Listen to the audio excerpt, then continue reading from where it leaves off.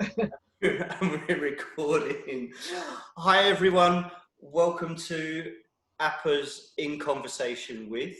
I'm Dave Sleet. I'm Bonnie Crosby.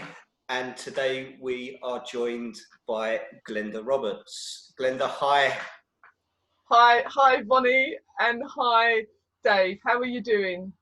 All good. Yes, all lovely good. to see you, and can't wait to hear, which is part of what we're recording this for, all about your experience yesterday. I'm going to allow you to introduce exactly what you want to talk about in relation to yesterday. So take the floor, Glenda, go away with it and share away. Okay, well, thank you. Thanks for that. So yeah, I'm Glenda D Roberts, and I'm a therapist, and I decided with a really good friend of mine, Kathy Crawley, who actually taught 3 of my children. My children are not children anymore; they're kind of younger adults, but anyway.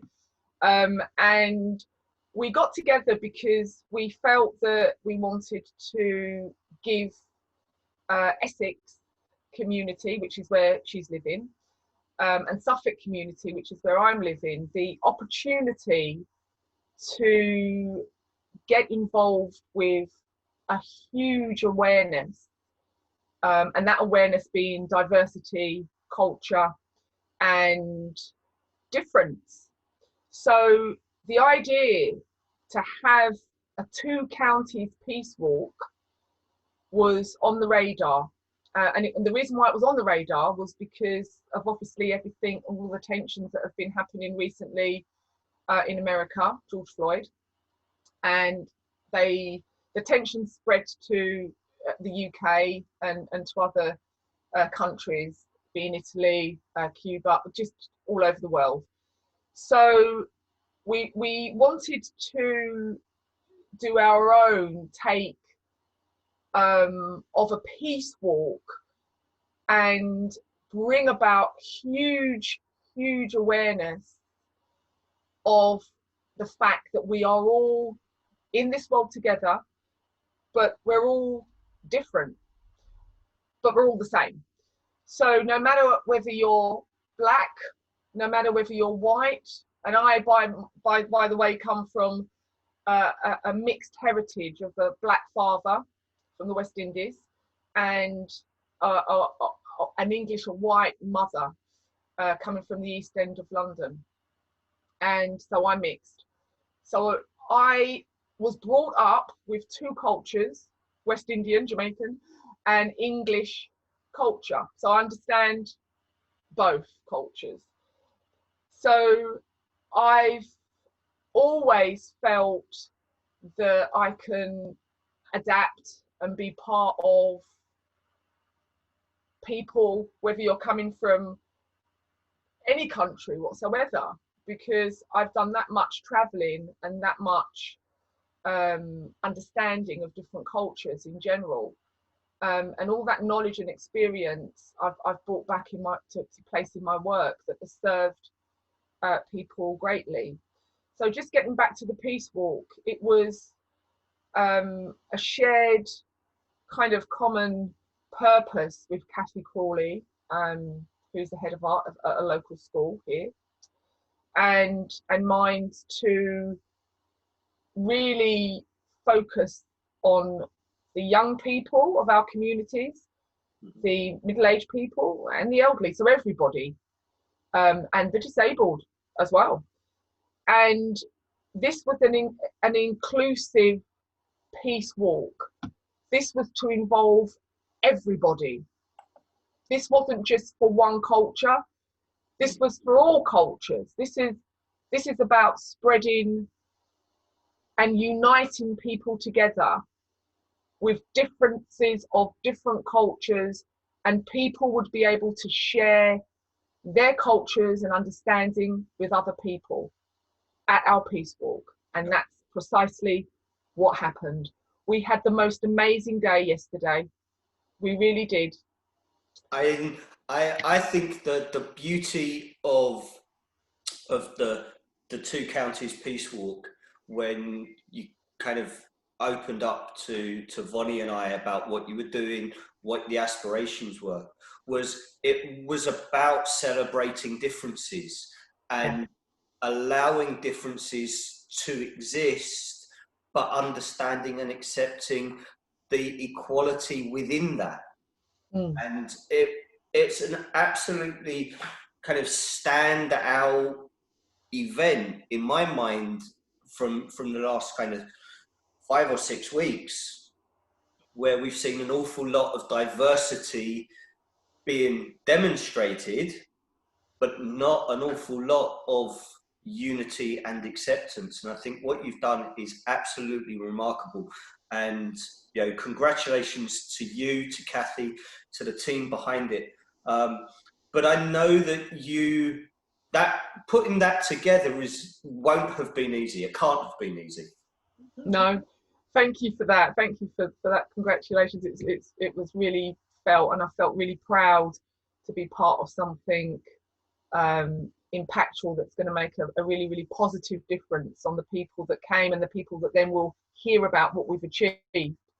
But yeah, it was pretty hard work to put something together like that. But then again, I'm used to hard work, and Kathy Crawley's used to hard work as well. So anything worth doing is worth putting the whole amount of your energy and organisational skills into something like this. I think, first of all, Bonnie and Dave, we decided that we were going to do the walk that was 10 kilometres, but Kathy and I had done the walk twice, and we just felt that it wasn't going to be possible because some of the pavements were quite dangerous. There was overgrown grass on some of the routes, so we just picked a smaller route, which was 5 kilometres, which still ended up in Essex. So we started off at the Friars Meadows in Sudbury, and we walked a really beautiful country walk from Sudbury Meadows, which is beautiful. It's absolutely beautiful and so safe. And we met up at Sudbury Meadows with our little banners and and everything that the children had made from one of the local schools. Dogs had arrived, young people had arrived, middle-aged people, elderly people. It was just phenomenal. And what was really great about this event was that I'd notified Suffolk Police to get their support. I'd notified Essex Police to get their support as well. I'd notified Sudbury Council to get their support, hopefully, and other people as well. The BACP, you guys as well, which we had your support. And everybody jumped on board and said, fantastic, this is just brilliant, you've got our support. Because what you're doing here, Glenda and Kathy, is you're bringing people together, you're uniting people, which is so difficult to do, especially what you've just said, Dave, as what's gone on, recently in America and in London and different parts of the country. So we felt that it was so important for this message, uniting people, equality, diversity, uniting people together and bringing people together and making sure the message was heard that this is about unity. This is not about division. This is not about separating people because of differences. This is about the inclusion of everybody, okay? And we achieved this on Sunday. So let me just go back, because I'm so passionate about this, and I care so much about this because it's part of my life. It's part of what I've grown up with. It's part of who I am. So to share who I am with people is so important, that they get this understanding, that it's not about division, that this is about unity. This is about building communities together so that we can then go on to serve other communities and people can be part of the bigger picture. So the walk was phenomenal because we have some fantastic photographs of people carrying the students' banners and posters that they'd made for our walk, uniting people. And we could hear the birds tweeting. The police came and said, look, if there's anything that you need, just call us. but it's great what you're doing. And do you know what? It was just, it wasn't like we were walking, because we were just connecting with everybody on the walk. We took on board the social distancing guidelines. We had our, you know, face coverings on, and, you know, we took all of that into consideration. But we were making contact with people who we didn't even know, you know. And I was going along my walk, talking to people, telling people where I've come from, and other people were doing the same, and we were uniting, and it was phenomenal. So when we actually crossed the border from Suffolk County to Essex, and we went into Bournemouth in Essex, we arrived at the end. And do you know what? It was such a beautiful day, not too dissimilar to today, where we've got the sun shining, and people sat down on the grass verge near the church. And, you know, I had my megaphone with Kathy. Kathy gave a lovely, lovely speech, which, you know, I can send you, about why we've done this today. And then I gave a lovely talk about uniting people. And then I asked people to join us in celebration to sing the Bob Marley's Redemption song. I think you know that, you know. So sorry, I couldn't be there just for that. Oh, it was glorious. So I was singing the Bob Marley's Redemption song on the megaphone, and we'd already planned this so well, so that everybody there had copies of the lyrics of the Redemption song, so that they could just read it and sing and join us. And as I was singing, I had my eyes closed for most of the time, but I looked around and I could just see, you know, the kids on the grass, dogs were present, you know, local people came on board. There were some eco families there, you know, people that lived on land, and you know, everybody was uniting, and it was just an amazing sight to be part of, and to think that Kathy and I had organised this. You bringing people together. I mean, if you'd have heard the song, the Redemption song, and I think we sung it twice because people just wanted to keep singing it. And it was lovely. It was truly it was just a magical event. So pleased to have organised something that will go down in history. And part of my speech to people, especially to the youth, Dave and Bonnie, was this. It was,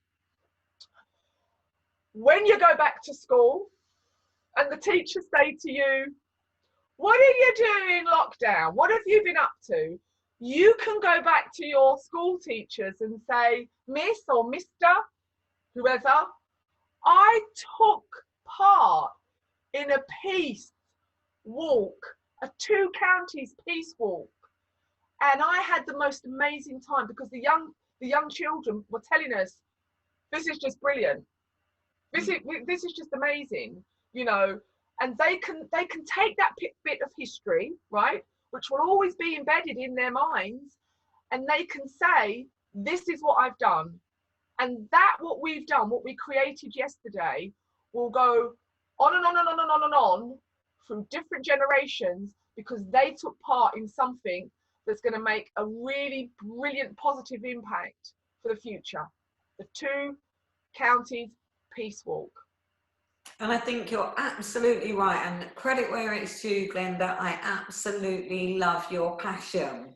There's part of me that's thinking, my brain was going down 2 different routes when I was listening to you, and I was thinking, not many people understand about third culture kids that are actually, and I'm one, you know, my heritage is Irish, raised all over the place, not really in Ireland at all, so don't have the Irish accent, but my blood is Irish, yet being raised in England for a good portion of my life, and everywhere else around that as a younger child.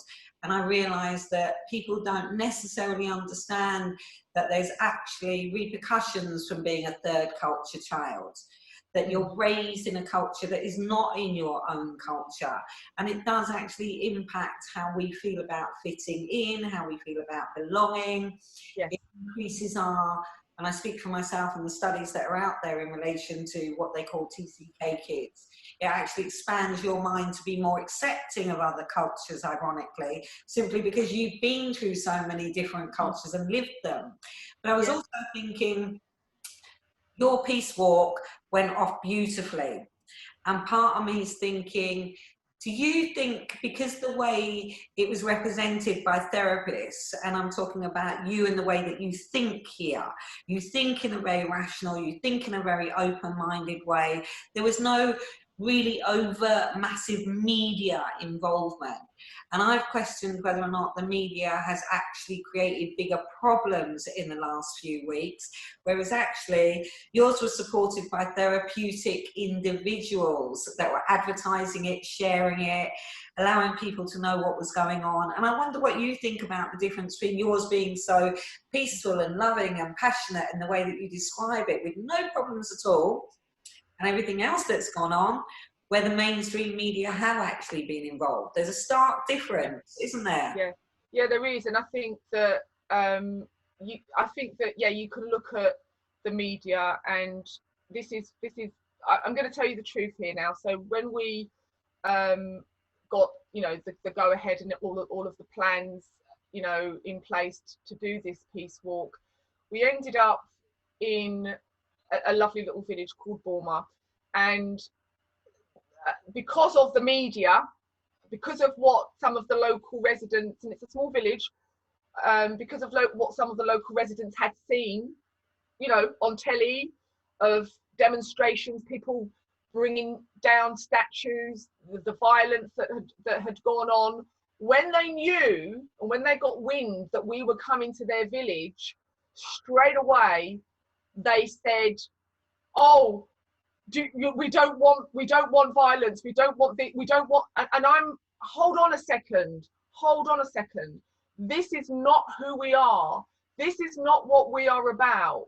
And actually, we are this, and we are representing this. We are not going to be endorsing any form of violence, and we had to work really, really hard in the background of all of this, because we couldn't let this negative attitude that had been portrayed, wherever it's come from, to infect, and I mean infect, our peace walk. So during the daytime, whilst I was doing this peace walk, I was on the phone to the parish council telling them, it's okay, don't worry, we are with families, young children. Do you know what I mean? So we had to, it was hard work. Even though this went swimmingly well, on the day of the peace walk, I'm on the phone doing the peace walk, talking on the phone, reassuring people, and they had to take my word for it. Being a professional member in the community, professional therapist in the community, who's helped thousands and thousands and thousands of people, I had to reassure the small parish council of who we are and our intentions, and please be reassured not to worry, and please reassure your residents as well.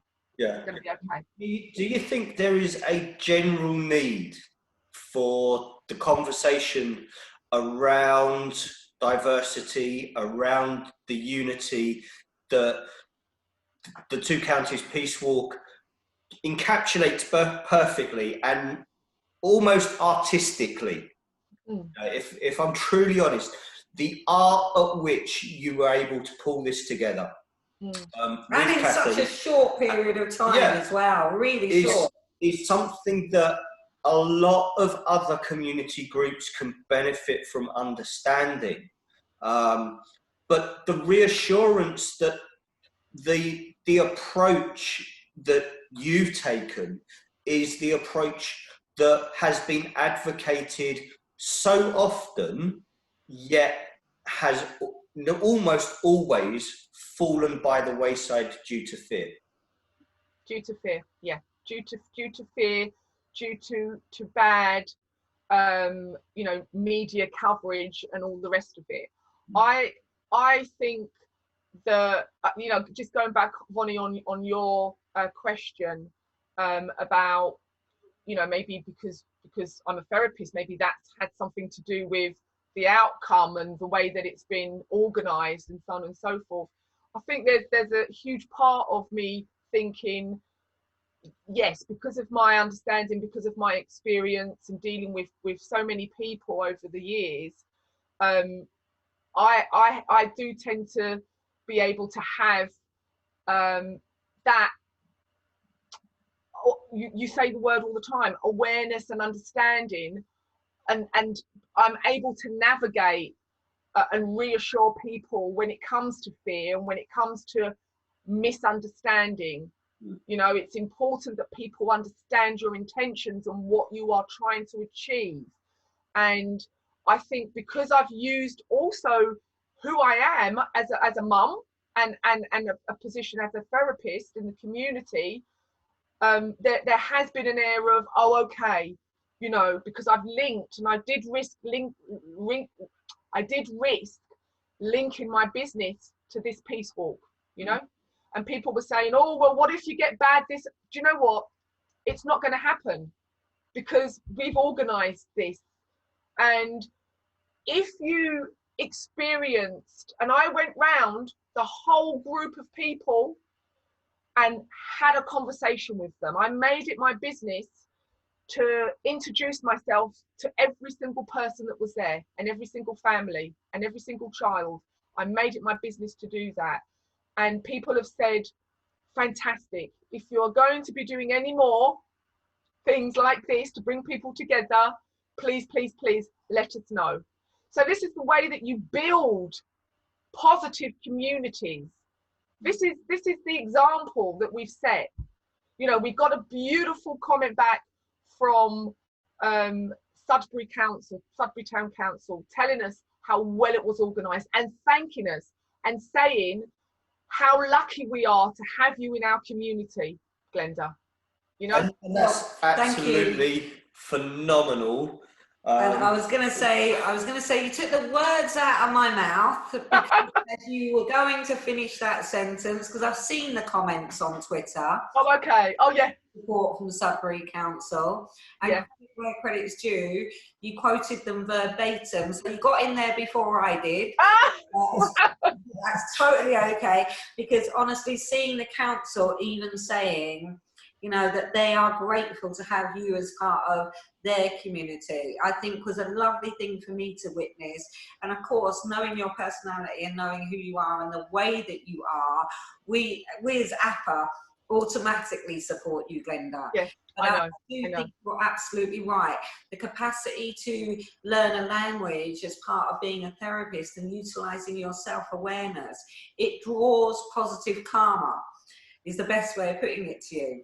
Yeah. So it leads to positive reactions in other people because of how you communicate. There's no need to be defensive or projecting outward or internalising anything. And when you can communicate in that kind of way, it pans out absolutely beautifully. So I think you and your team really deserve to be incredibly proud of what you achieved yesterday. You really stood up for saying peace across the board. And I think that's exactly what this country needs right now, a hell of a lot more peace. And it was a great... Yeah, thank you, Bonnie and Dave. And I know that we've had your support from day one when we mentioned that we were going to be doing this from you. We've had the support from you guys from APA. We've had the support from the BACP as well. And I think that, you know, this, you know, whichever body people belong to who are watching this, it is about unity, and it's about serving your communities and serving people in the right way possible. And this is what we've done, and I hope that now our town council and Essex Town Council that can use this as a really good example of how to do things, how to bring people together. And the method that we've used, it wasn't rocket science, it was a true intention. It was organization. Yes, it did take, you know, these things do take time to organize, but every part of the organization process of organizing the 2 county peace walks, based on what's been going on with all of the other stuff, our intention wasn't to align anything connected to that. Our intention was to do what we wanted to do, which was peace, and we pulled it off. And I think just that intent, that focus to unifying, but also to celebrate differences, not to pitch differences against differences, bring everybody together. It's exactly what APA has been advocating across the therapeutic world for a year now, as obviously the 4th of July is our birthday. Happy birthday, APA. Happy birthday. It is. Well done, guys. Big achievement. Thank you so much. But it's more than that. And I think what you've highlighted in your work is the need for growth. It's not about let's change something anymore. It's about how do we collectively, how do we grow? How do we get past whatever has gone on in the past and celebrate what we've all achieved? I'm thinking Sudbury Council. I'm very interested to see within the next 6 months whether or not, and it wouldn't surprise me, Glenda, because they've been so supportive and they are fully aware of your existence now. I'll be very curious in the next 6 months whether or not you get a call from somebody saying, you know what, we need somebody that can organise this in a way that it completely works for everybody. Glenda! Do you know what? I'd be only too pleased to do that. And I think it always goes back, Vonnie and Dave, to the fact that if you keep your true intentions at heart, which are to unite people, which are to not divide, okay, which are to bring about awareness of you and unify and unite every culture. We are getting some different cultures all the time coming by in Sudbury. I'm probably, you know, when I came here many years ago with my children, I was probably, probably the only mixed race person here, seriously.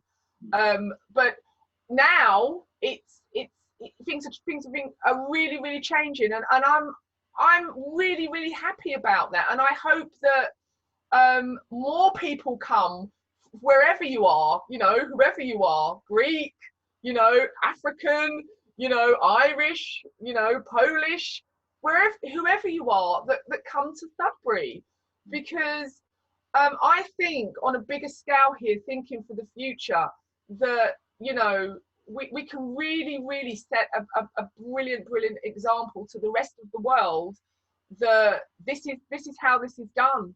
This is how this is done. Yeah.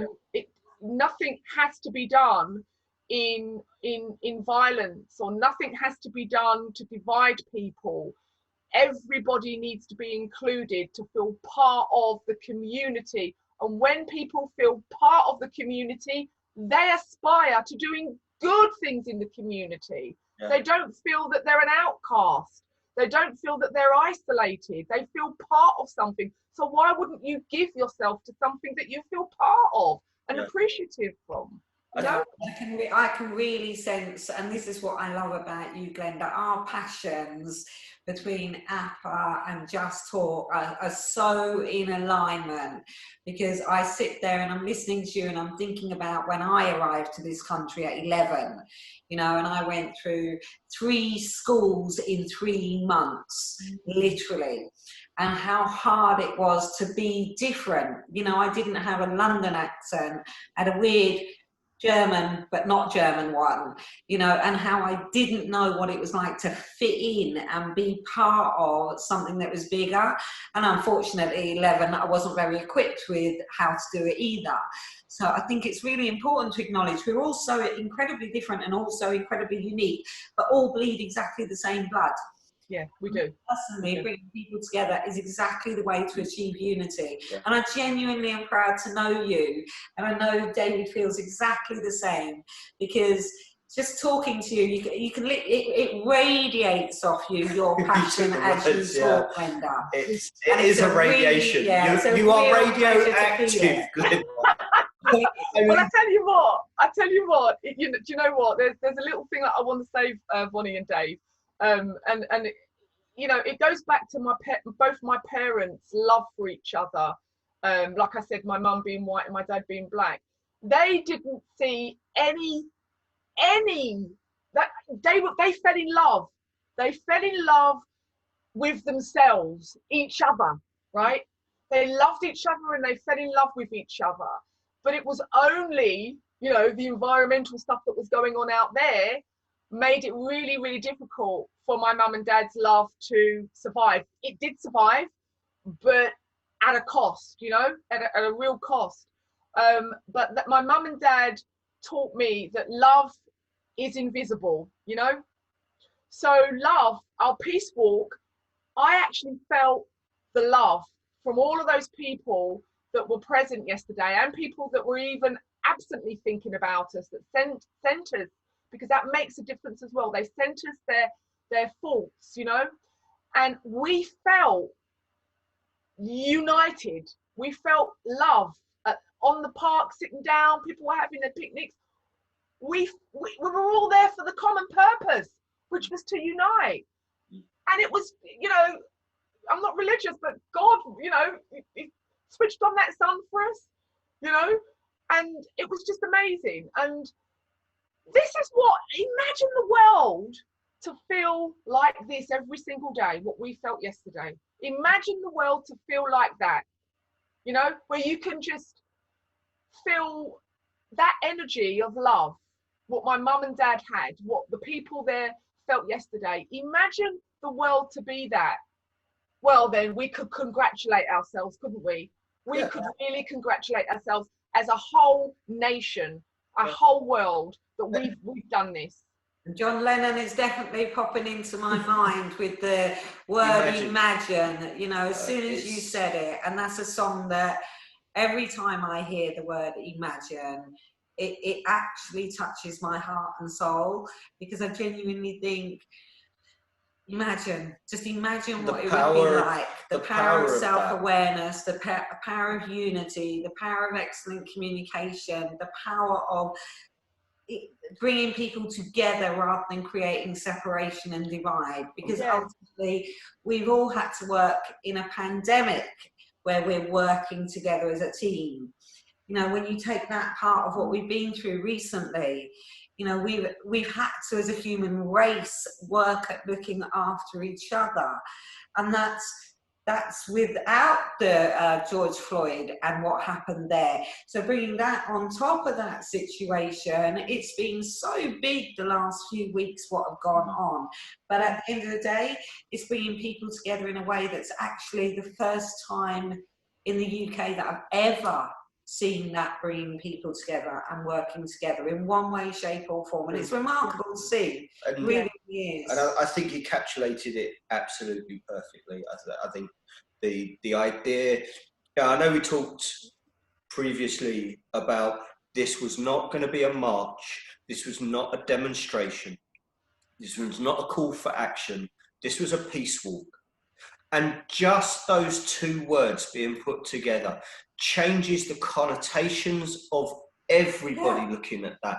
And that's a power of positive reinforcement, of positive responses. And language. It's about the language used. And I think that's where this really hit it on the head in the right way. Rather than, absolutely. Because we know the difference between divisive language, aggressive language. And that's the art of being a therapist, really, isn't it? A really good therapist has to learn a different way of speaking with themselves initially, but out towards other people. So actually, peace walk, there's nothing but positive in a peace walk. And even labelling it completely different to protest or debate or anything like that. You pick the perfect language for the perfect way of expressing. And I love the fact that that was including disabilities as well. I'm thinking of that, because as a part-time deaf therapist, I'm labelled disabled, although everybody thinks it's quite funny I'm deaf. I can live with it. I've got a sense of humour. We don't. But it was the way you made it inclusive. Yes, That's how we ought to be the human race. do you know what? Like I said, it's not rocket science, is it? It's not rocket science to be able to take this template of what we've demonstrated here to the whole world. And I don't mean a demonstration. I mean our efforts to demonstrate that we've done a peace walk that's been just that. The peace walk was harmonious. That word is such a beautiful word. It was harmonious and it was filled with love. And you know, when we think about when we feel love and when we feel happy and when we feel connected and part of something bigger than ourselves, there's no room for darkness, there's no room for violence, there's no room for division. There isn't, because it's shut out. There's only room for more enlightenment, and there's only room for more love to spread. Love spreads quicker for me than anything else, right? Love spreads quicker. So the repercussions of violence is violence. Yeah. Is hatred, right? Is division. Yeah. That's the repercussions. Division. Yeah. And again, once you start identifying and boxing groups of people into that group, you automatically pitch other groups into the same, and therefore you invariably, due to the human condition, create defensiveness about that particular group. Excellent, And you know, when we look at the way our social structures are formed, that very much dictates how our systems work. You know, you look at housing as an example. Groups of people are clumped together in housing estates, in social housing, because then they're all together. They've got their community. And there's no divide like housing that says, oh, you can live here. Yeah. But you can't live there because that's a different group. Yeah. And I think that has been a mistake of our past. That definitely. When you look at the example that you set at the weekend, it just shows how bad those decisions have been in the past and how dangerous they've been. Yeah. And I think I totally agree with that, coming from a really tough council estate from London, you know, where I grew up in Deptford. My aspirations when I was very young, because there was always something going on the estate, and at times I did fear for my life, well, quite often actually. And what I used to do as a young person, every Sunday, was so that I felt that I could breathe, because there was always things going on. There was always stuff going on. There was always a drama on the estate, and you know, I tried to keep my head clean and keep my head down. But I used to catch the 47 bus from Deptford High Street to take me to Farnborough. And the reason why I went to Farnborough was because I used to see countryside, and I used to see lovely homes and houses, and I used to think, oh, one day that's what I've got to aim for. I've got to aim to leave here, because I just felt at times when I was growing up that I couldn't breathe, and it was the environment, you know, social housing, the way that everything was structured, and you know, this is where you are, this is where you'll stay. But me, in my thinking at such a young age anyway, I thought, no, this is not where I'm going to stay. I'm not staying here, because this is not where I want to be. Even at a young age, I knew that. But some people feel that that's all they can achieve.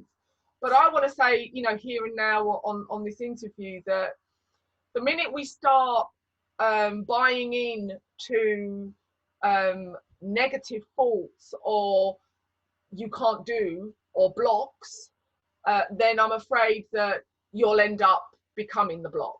But the minute you start thinking to yourself, actually, that's a possibility. I'm gonna aim for that, or I'm gonna try that way, and you continue on that path, which is what I've done, then before your eyes, you get to where you need to get to. And that's, you know, you don't need to go to university and get degrees to work that out. All right, you just need to be able to stay focused for yourself, and have a plan and have a purpose and have a vision. Almost have that vision, see where you feel you want to get to in your mind's eye, and surely enough your brain will do the rest. You know what, Glenda, you just, without realizing it, provoked a very, very deep childhood thinking that I just realized that I had, because when I was in school and I was bunking off regularly, and with some of my mates, the 69 bus, and it would take us all the way to Woolwich Ferry, and I'd be close to water. And it never occurred to me right now, all I ever talk about in my adult life is one day I'm going to end up with a villa by water. And it's literally listening to you talking about the bus right there and then that I suddenly realised that on a deep unconscious level, getting on the Woolwich Ferry, and we used to hang ecotherapy. No, it wasn't. Ecotherapy. I hate to admit it. You wanted to touch base with Mother Water and you out for green therapy. You both going for eco contact. Both of you. It's phenomenal. The power of Mother Earth. Right again. I love it. I have to admit though, my only focuses on water was actually knowing a young girl that was in my class, and unfortunately for her, although thankfully we all had a sense of humour, we used to hang her over the side of the Woolwich Ferry. Bless her, she did have a sense of humour. Ladies and gentlemen, don't try this at home.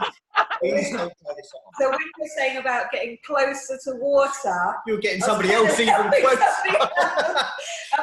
Still helping. But it's fascinating that thought, literally as you were talking, literally just occurred to me over what I've always wanted in my adult life. I remember I've said to you in previous discussions that I never thought any further. Yeah. Obviously, the connection was to the water. So actually, I'm really identifying with you saying, you know, going to the countryside and finding somewhere different. I went to Woolwich Ferry and my water was the element. Yeah, you see? It's strange how it plays out. And yeah. I completely agree with getting out to Farnborough.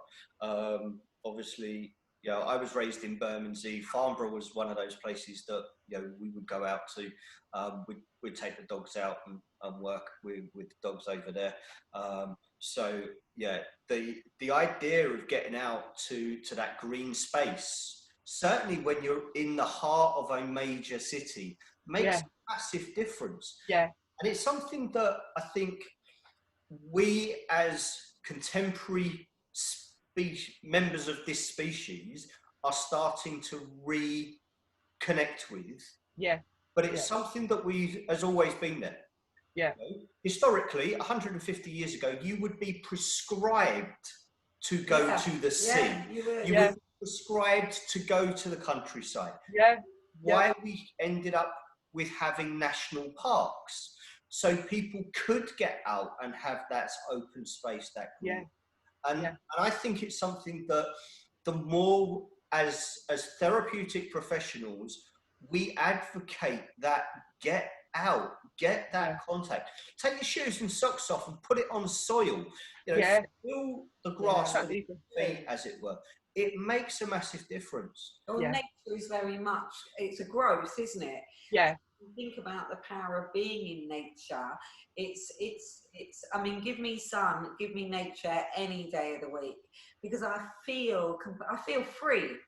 That's the best way of expressing it. It's a bit like I don't often run around hugging trees. That's not my thing. But I will sit next to a tree, and I will love just sitting on the grass, reading a book in the sun, and I get no more pleasure than that than I could ask for ever. Yeah, right. Isaac, such a peaceful place. Isaac Newton used to enjoy sitting under the tree until an apple smacked him on the head. Well, I tell you, whether or not he's hoping here.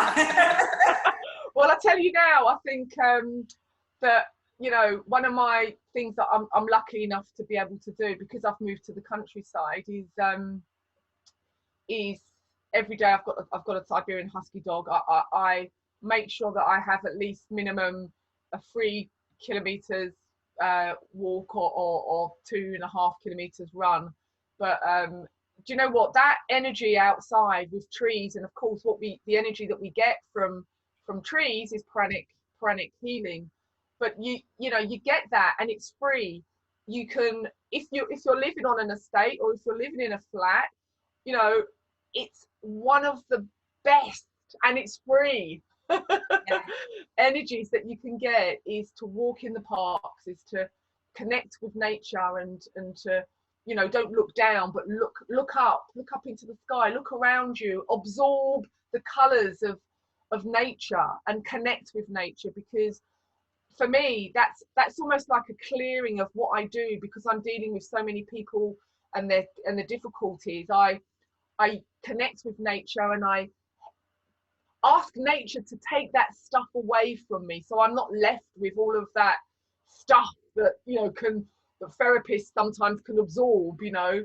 So it just releases, and I'm just looking outside of my window now. I'm very lucky. It's all just fields and everything. It's beautiful, but it's something that I really, really do endorse, that people get fresh air, and people, you know, unite with nature, unite again with nature. And if we connect, uniting with nature as we do with people as well, uniting with people, nature doesn't divide us, does it? Nature welcomes us. Nature wants to be part of us, because we can look after nature like we do human beings, and then nature will look after us.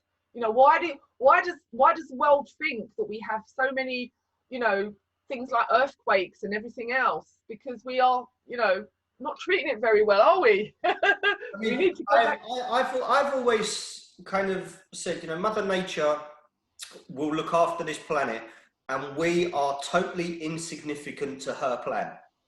You know, Yeah. the mountains of rubbish that we've dumped in the oceans, at some point there will be a tsunami, and Mother Nature will go, do you know what, you can have all of this back. Oh dear. Yeah, awful. We don't have to worry about cleaning the ocean, because Mother Nature will do it eventually. Yeah.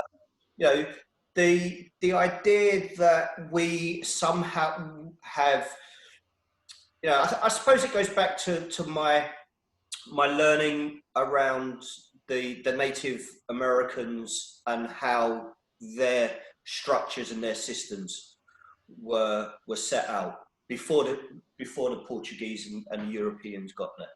You know, they knew the cycle of the land, they knew the cycle of the wind, they knew the cycle of the rains, and they moved in accordance with those cycles. They lived within those cycles. So they didn't put down foundations into the ground to say, this is where, and Mother Nature has to abide by us. Well, in nearly 400 years, Mother Nature has still been blowing down those houses. And she will carry on blowing down those houses. And until we become more attuned to Mother Nature, and if we look at the therapeutic relationship that goes on between client and professional, there is an attuning process. And when we are attuned to each other, and all of the differences fall by the wayside. Yeah, that's all it. of the preconceived I do. learning and concepts that we've put in place, they fall by the wayside. Yeah. And we just connect as Yeah. individual to individual. Yeah, beautiful. Well, really well put, Dave. Really lovely words of wisdom as well. That we don't need to see any race. You know, we just need to be able to see that person, and we just need to be able to feel that connection. You know, and the same, you know, I don't want to get too political here, but the same with religion. Okay, I respect people's religious beliefs, but of course, again, that in itself can become a division. can't it, as well? And we don't have to go down that road, but you know, for me, it is really truly about us human beings connecting with things like this, you know, with flowers, with the grass, with the sunlight, with water, with nature. It has so much more to offer us that we are just avoiding, we are just missing, we're not getting it. Yeah. And when we become attuned, sorry. Very much the Carl Rogers theory, isn't it? You know, when you think of unconditional positive regard, when you think of empathy, when you think of congruence, it is about accepting and creating those conditions. Yeah. And when you create the conditions of connectivity, because that's what it is, you're connecting with that person. And as Irvin D. Yolland says, when you learn to connect soul to soul with somebody, and I personally believe it's a difficult thing to teach. I think it has to be grown from the inside out of an individual. And I think that separates a therapist that is incredibly passionate about what they do in the room and how that connectivity impacts on that relationship to how it impacts on relationships outside of a room. And actually what led us to talking to you today. Yeah. That connection and that ability to enjoy each other, it's just flourished and grown. I mean, we knew, what, 8 months, Glenda, around about that? Yep.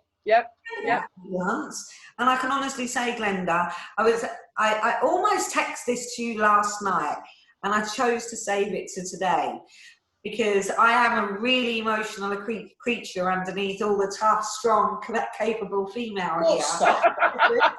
I know it's in there. I totally love Glenda to bits. And I was actually going to put on the text, love you. And I thought, no, I'm going to say it so that I'm verbally saying it to her.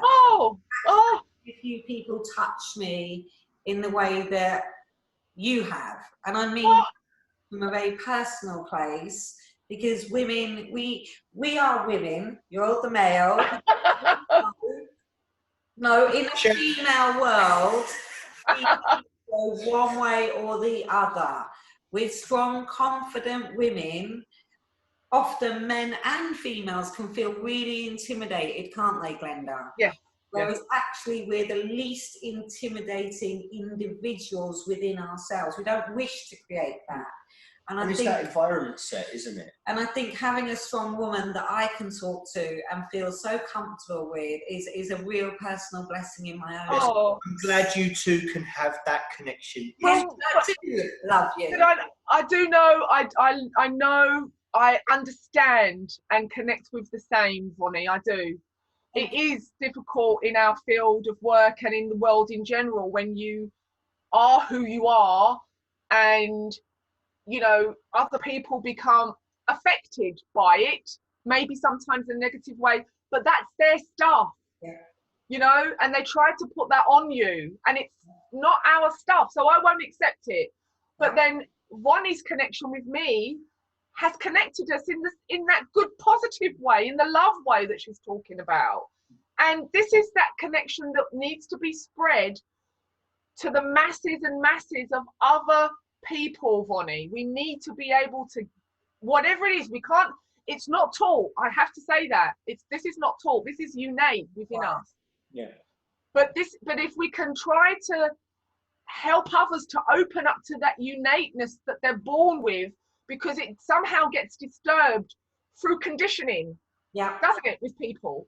And then they hook onto the conditioning and think that that's cool, or that's the way they should be. So they lose their authenticity. Yes. Yeah. A beautiful way of putting it. And it becomes the public presentation, not the private individual. And that's it. That difference draws that imbalance in everything around them. And we see that in the results of really good therapy, where those two sides of a human kind of get back in line with each other. Yeah. And the more they're in tune and the communication between the public side and the private side link up, the more balance there is in all of the other parts of their world. And that's what therapy does. Yeah. And as someone that advocates, you know, the benefits that can be brought, it is that reconnecting to self, that raising of self-awareness that allows all of those things to become more solid. And you guys, as examples of professionals that do this naturally, instinctively, is phenomenal to watch. You know, I just want to kind of say to everyone that's watching, go to Glenda's website, check out what Glenda does, check out what Vonnie does. You know, it's not often we kind of give Vonnie a plug, because there is a huge amount to be said from having a solid, experienced professional that connects in the way that you guys do. Yeah. And it is really beautiful to watch when you guys are in full flow. I can just sit here. It's all down to teaching, and if you have a really good teacher, and I speak for my own personal supervisor, and I know because your organisation does training, I will advocate Glenda's training to the end of my day. I think I said it on a tweet somewhere along the line in the last week, that when you set an example to follow, and it is in complete alignment with your professional as well as your personal, you are showing them how to be incredibly successful as a therapist. Yeah. Just as successful and comfortable within themselves. And when you have somebody that teaches that and leads you, that was my old supervisor, that was him. So when I think about you, Glenda, I see you and my supervisor very much on a level, showing people how important it is to be real, how important it is to be honest, and to be content within yourself. And when you utilize that self-awareness and it plays out in the therapeutic space, it changes lives. Yeah, it does. Profound. Yeah, I can tell. Yeah, totally agree. And Dave, I want to thank you for saying that, you know, about Vonnie and myself, but also Vonnie is a person from my perception and from my own experience that has survived herself,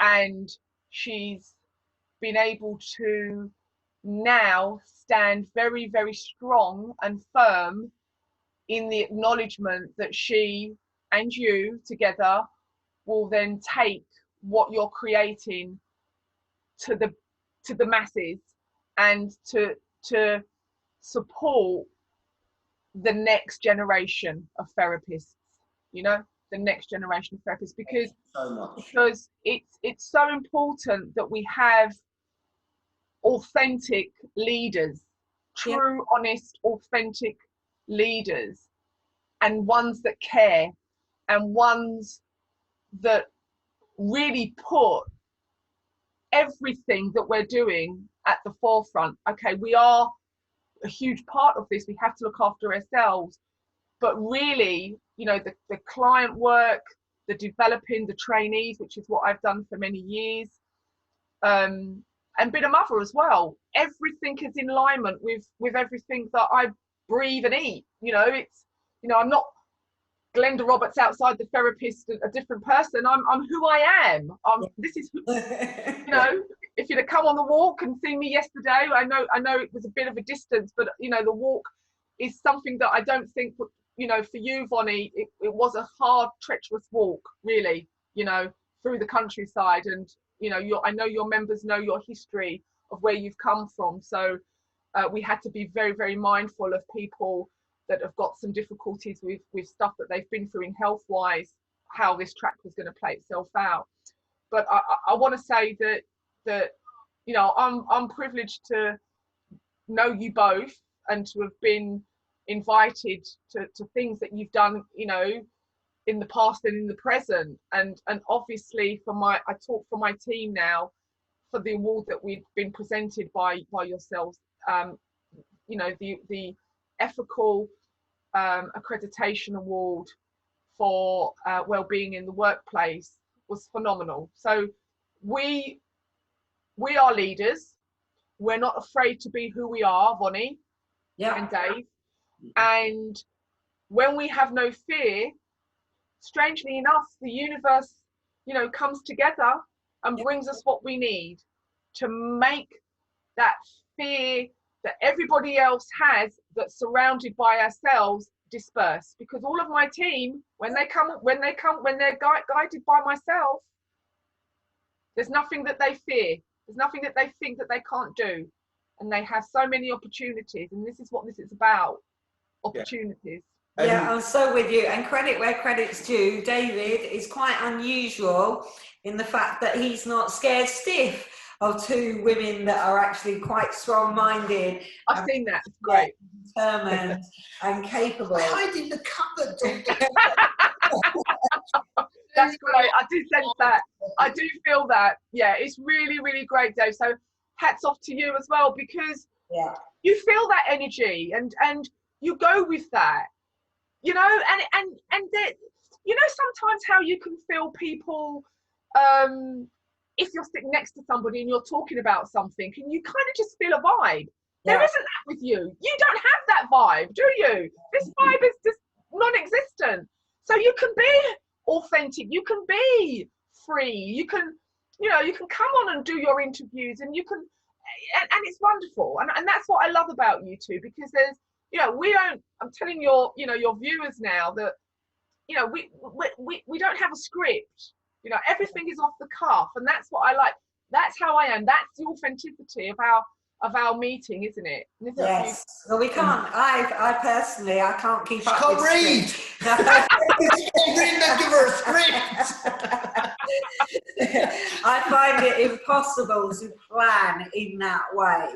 And actually, I totally agree with you. When it's off the cuff, when it's real, when it's honest, when it's not thought about in any way constructively, it's just us. And to me, that is the beauty of people, being just real and honest. And we've done that in every one of the In Conversations with episodes. It's a case of giving people a chance to get to know the guests that we're speaking to, getting to kind of share experiences, and hopefully what people get watching these episodes is going to help inform their practice in some small way, contributing to how we interact as individuals, how we get to engage with each other, but also with clients.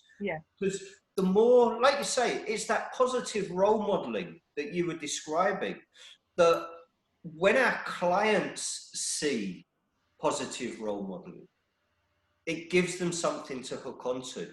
And for professionals to see positive role modeling in the people in and around the sector, because not everybody that we speak to is within the sector, you know, it's about widening that base of knowledge. And it's even if it's just a millimetre at a time, it's millimetre, and so on, until we've actually got a really solid foundation. And for anyone that's going through training, being able to engage with professionals and those around the sector in a way that's never been done before is something that I think really does give our sector some real hope for that growth that we were talking about before. I'd recommend any student to go to Glenda, because if they want to, because I know if I was a student now, I probably would be intimidated way back when, but I would want somebody like you actually leading me. I'd want you with your ethics, your purpose, your passion, your beliefs. That's what I'd want in a teacher, because let's be honest, the next generation of therapists out there, they're going to be dealing with a whole heap more stuff. And they absolutely have to have really good teachers. Everything comes from really good teaching. I totally agree. And I think if anybody is watching, well, the people are going to be watching this, but they can contact us. We have a website called Just Talk 2019. So that's what the website's called.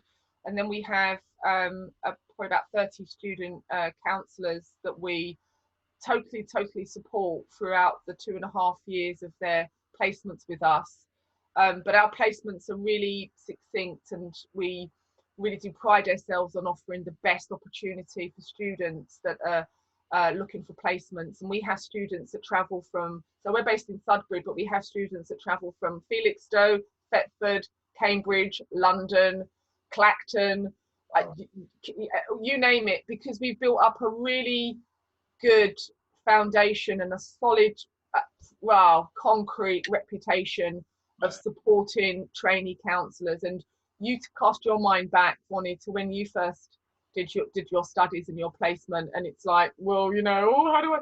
But really, I'd like you to come down and meet some of their students, because that, I know you have already, but some of the new intake, we always give a talk to about, you know, if ever, and we don't just say this, but if ever people are feeling uncomfortable with anything that's going on in their personal life, which then could affect their professional studies, please, please, please, you know, talk to us about it. And we do get people saying, can we have 10 minutes with you? Can we have half an hour with you to discuss things?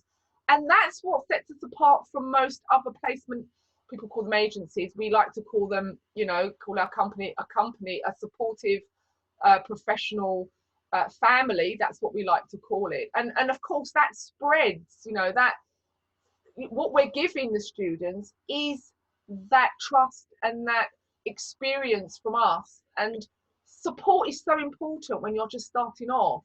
Yeah. And believe me, we deal with some really difficult situations, because, you know, in our work, I had nothing like that. And this is very much. I had my, sorry, David. Yeah. I had my peer supervisor who was weekly. Yeah. And it didn't matter if I had no clients, one client, 3 clients, I had my peer supervision weekly.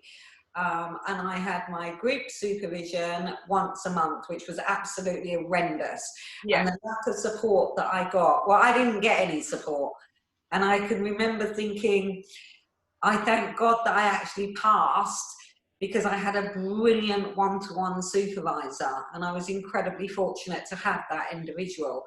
But if I hadn't have had him, I don't know where I'd be. So and that's the thing, it always comes down to that one person can make that massive difference. Oh, it was just incredible. But I would have loved to have been a student under because just having that opportunity, and we do it the same, don't we? We have Open Thursday where people can contact us and have that chat. Yeah, right. 10 minutes, 5 minutes. It's that personal ability to go that extra mile, isn't it? Yeah, that's what we have. And it shines and it shows, and we get such good feedback. And the difference between us and a lot of other placements is that we make it our business, Bonnie and Dave, to talk to either the lecturers of the course, the coordinators of the placements, the universities themselves, and they have to come and have communication at our practice. So they have to also look around our building, make sure that, you know, it's to their specific,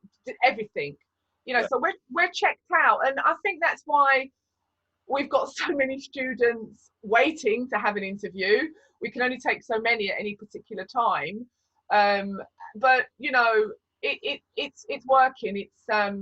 It's really good. I'm proud. I'm proud, like we've done the walk. I'm proud to put my name to the 2 Counties Peace Walk. I'm proud to put my name to Exploring U Counselling. I'm proud to put my name to Just Talk 2019. And I'm proud now to put our name to what we're going to be doing in the future, which I'll tell you another time, you know? I'm looking forward to the update, because I know we have agreed that APA will come down and speak to students directly. I know we've touched base on this before. COVID interfered with that. Yes. Yes, it did. I just like to point that out. I really do. Yeah. Really cramped our style a little bit. But it's worth pointing out that everything that you are doing for the placements is why, in essence, we decided that we were going to have a new way of recognizing training providers within the sector. Okay. The idea of having an endorsed learning collection where professionals are endorsing training providers and placement providers, so students can look for what professionals see as good training, but those professionals are able to measure that against something that is not a conflict of interest because a training provider has bought a listing on a directory.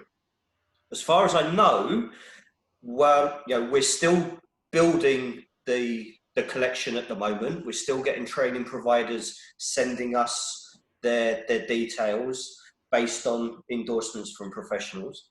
But once that launches, once we're able to have that directory live, it will be the only directory in the sector where no financial incentive from a training provider to the membership body will be in place. And that, for the first time, really does give professionals and those that are in training the opportunity to see good practice for what it is.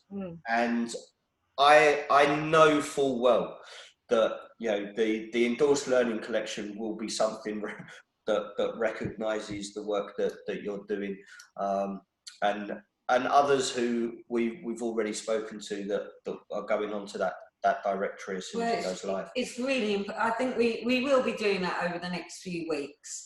But I know as a once upon a time student, I would have given anything to actually be able to look somewhere and think, there's no conflict of interest. This is there because other people actually recommend the benefit of this organisation.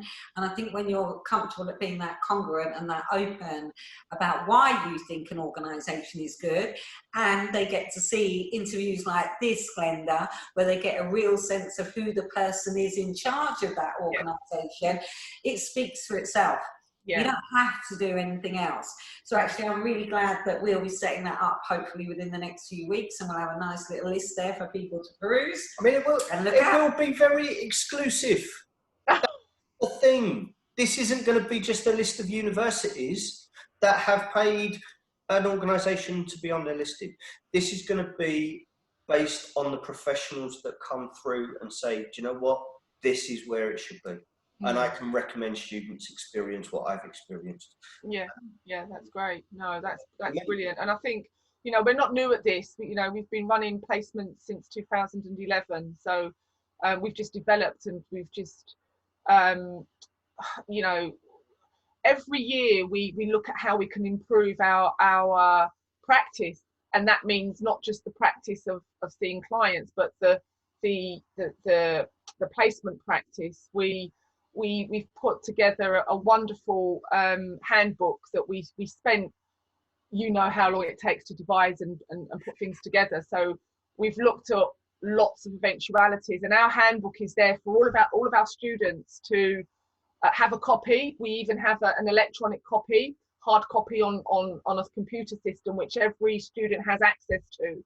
So all of our policies, procedures, guidelines, handbooks, information about every CPD that we're running, everything is very, very open and transparent, and that's exactly how we like to do things. So it means that the universities and the college even have access to this as well. So whenever there's an update, we have the hard copy, we update it, it gets updated on the system as well.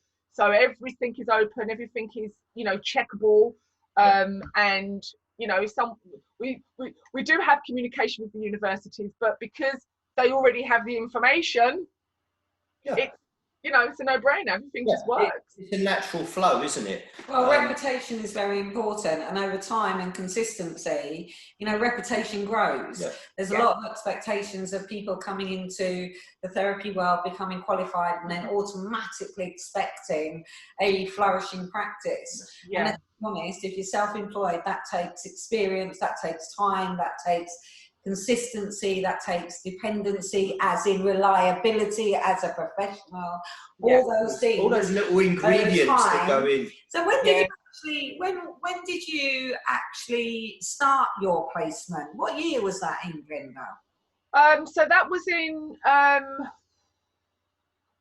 2007.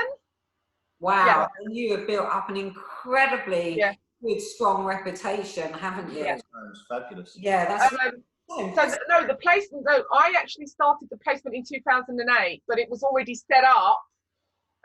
In 2011, but I was already, because how I work is I plan ahead so quickly that everything is in place for when I just want to switch that button and it's set up. So we were running our first placement, really, no, not in 2007. That was when I was doing my placements as well. But we were running our placements viably in 2011. Yeah. Wow. And we had a few universities that we were working with, and it just grew. And of course, in our business, Bonnie and Dave, people move around from different universities to different colleges and different organisations, and so the word just spread that you want to go to Exploring U, which is what it used to be called, Exploring U Counselling, because that's where the placements were set up. And then obviously we devised it into Just Talk 2019. But yeah, we're not new at this, and we've just improved every year, like I say. But I've got a really good, solid team behind me, working with me, putting the ideas together, looking at new ways of offering and developing strategies and stuff like that. And of course, I think, I want to say that we're probably the leaders in placements now, in offering placements this side of the country, really, because we've got about 14 universities and colleges that we're working with. It's a lot. It's quite a lot, really, when you think about it. When we just started off with 1, and then 2, and then 3, and then 4. Everybody starts with 1. And of course, it does, Dave. But every place of study, work with different modalities, different ways of teaching, and we make it our business, of course, like I said, that we meet every single lecturer or course director or whoever it is, but also we receive a handbook of training as well. So we like to see what the students are being taught and how they're being taught, because there are some shabby courses out there. There really are, seriously. And we know who those are. Yes. Yeah. Yes, but we'll leave that one alone. So, because I know we're going to have to be wrapping this up in a moment. So, anybody that is interested in recommending a training provider, they can go to the APA website and take a look at the protocols for the training providers. So under our ethical and professional conduct section, there is those conduct protocols for training providers already listed, so you can see what a training provider should be doing. But more importantly, for any student that sees this, just listen to Glenda. Just listen. Listen. That's all you have to do. When you listen to somebody, you can appreciate where they're coming from. When you can appreciate where they're coming from, you value what they're going to teach. That, for me, is the most important thing, how Glenda represents herself. And truth be told, that gives you a template to work from, wherever you are in the country. And overseas as well. So, for everyone who has joined us during this In Conversation With, thank you so much for being there. Hopefully we will see everybody at 4 o'clock on the 4th for the live link.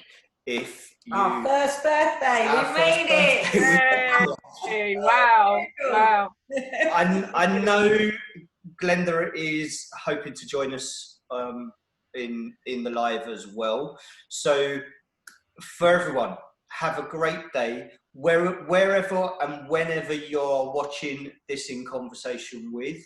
Take care of yourself, take care of everyone around you, and thank you from him, thank you from me, and Glenda. Thank you, and thank you from you, and thank you from me. Thank you. It's been great. It's been really great. Thank you, everybody, for watching, and I hope you got some good stuff from this. Thank you. Thank you, Glenda. Much appreciated. Speak soon. Take care. Bye-bye. Bye.